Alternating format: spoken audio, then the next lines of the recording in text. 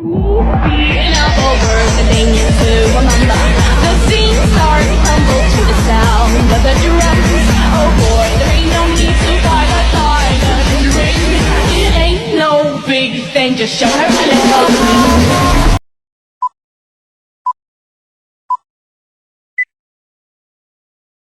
Assalamualaikum warahmatullahi wabarakatuh.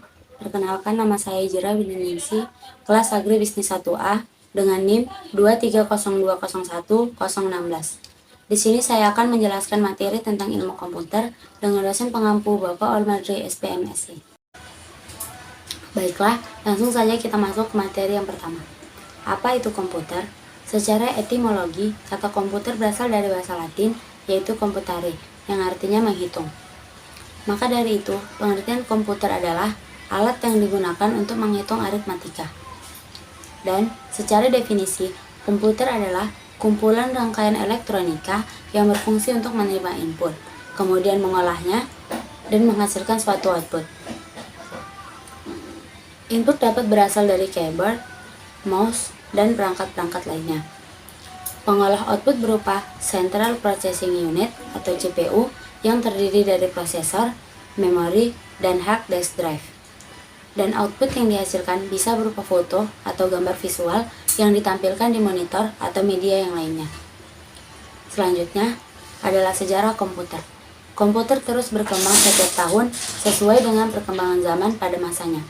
Dikarenakan komputer sangat membantu memudahkan semua pekerjaan manusia. Pertama kali komputer masuk ke Indonesia pada tanggal 4 Juli 1969, pemerintah Indonesia membentuk suatu badan yang bernama Bakotan atau Badan Koordinasi Otomatis Administrasi Negara, yang berfungsi sebagai konsultan bagi instansi yang akan membeli atau menyewa peralatan komputer. Penemu komputer adalah Charles Babbage. Sejarah perkembangan komputer dari generasi ke generasi.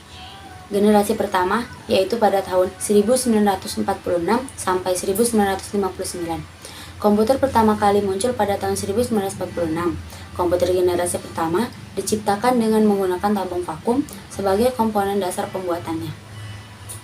Tabung vakum ini memang dikenal tidak efisien dalam beberapa aspek karena mudah sekali panas saat dipakai.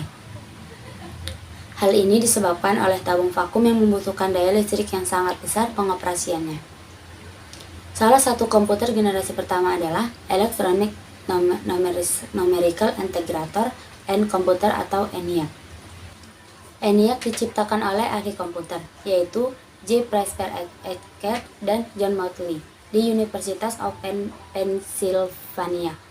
Ciri komputer pertama memiliki perangkat keras yang berukuran besar, membutuhkan daya listrik besar, kapasitas penyimpanan kecil, program hanya bisa dibuat memakai mesin.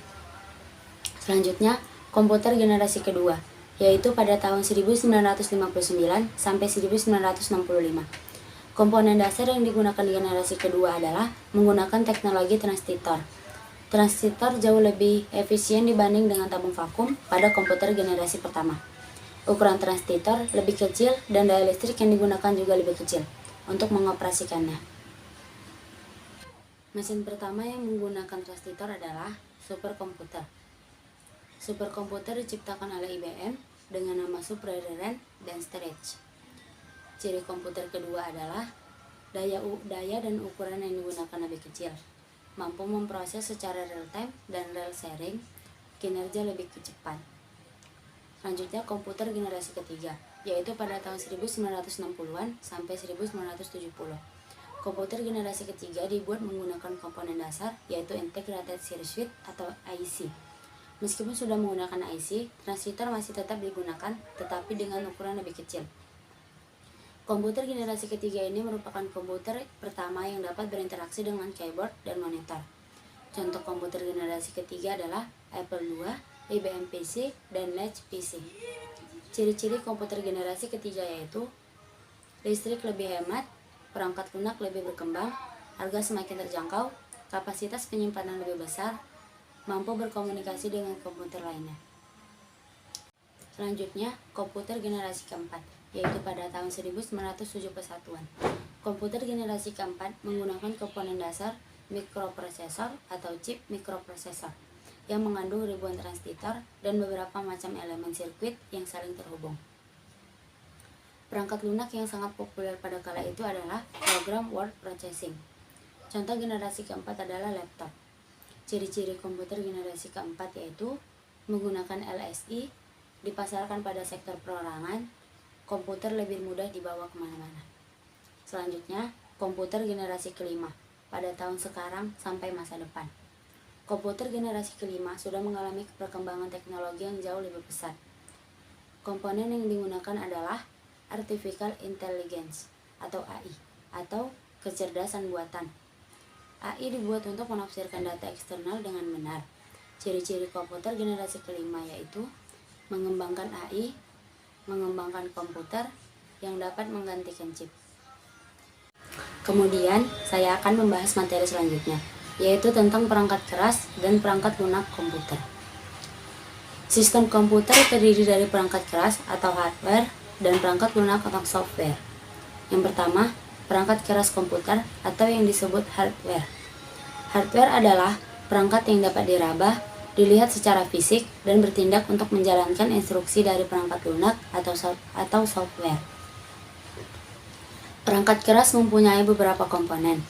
Yang pertama, perangkat masukan atau input device.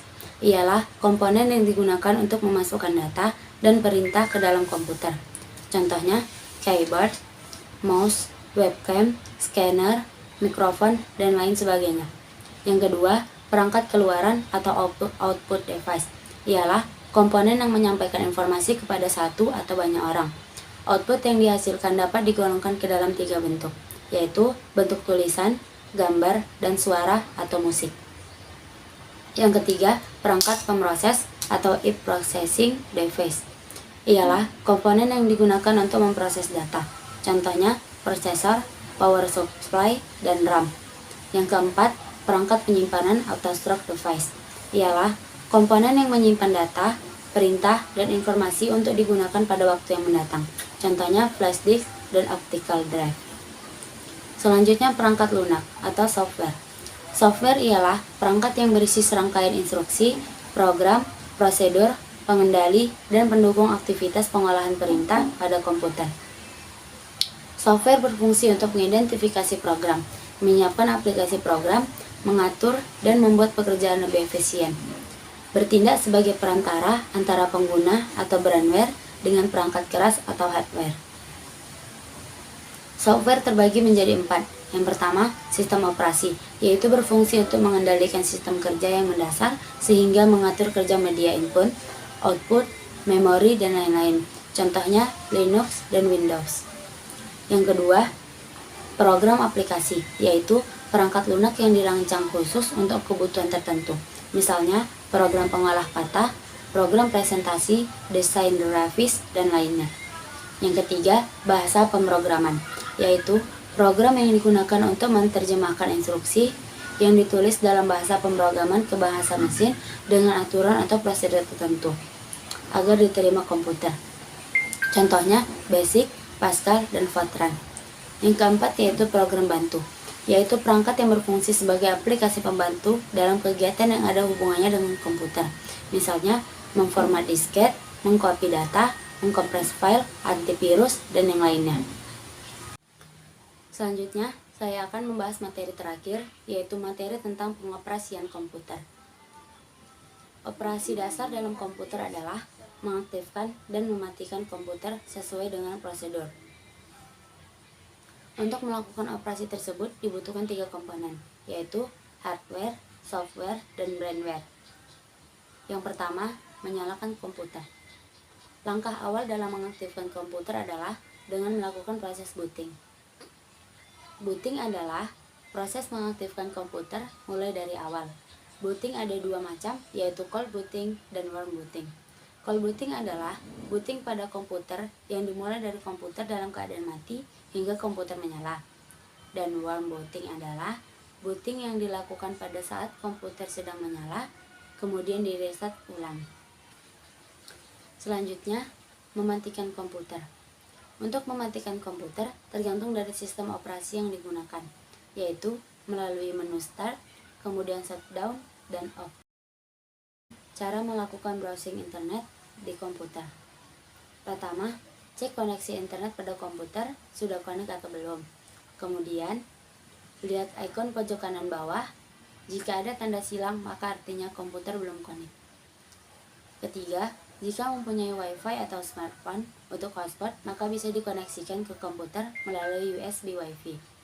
Keempat, kemudian buka ikon sambungan internet yang di pojok kanan bawah. Lihat semua koneksi internet, lalu pilih WiFi apa yang ingin dikonekkan. Jika diminta password, maka isi password dengan benar. Jika sudah connect, maka sudah bisa browsing komputer. Kemudian, cara agar komputer awet dan aman, yaitu pertama, jangan memaksa komputer menjalankan program yang tidak memenuhi spesifikasi. Kedua, melakukan langkah-langkah menyalakan dan mematikan komputer sesuai dengan prosedur yang benar. Ketiga, bersihkan CPU jika sudah terlihat kotor. Keempat, jangan menggunakan komputer jika komputer dalam keadaan sedang di-charger. Demikianlah materi yang bisa saya sampaikan. Apabila ada kesalahan kata saya, mohon untuk dimaafkan. Saya akhiri dengan wabillahi taufiq wal hidayah. Wassalamualaikum warahmatullahi wabarakatuh.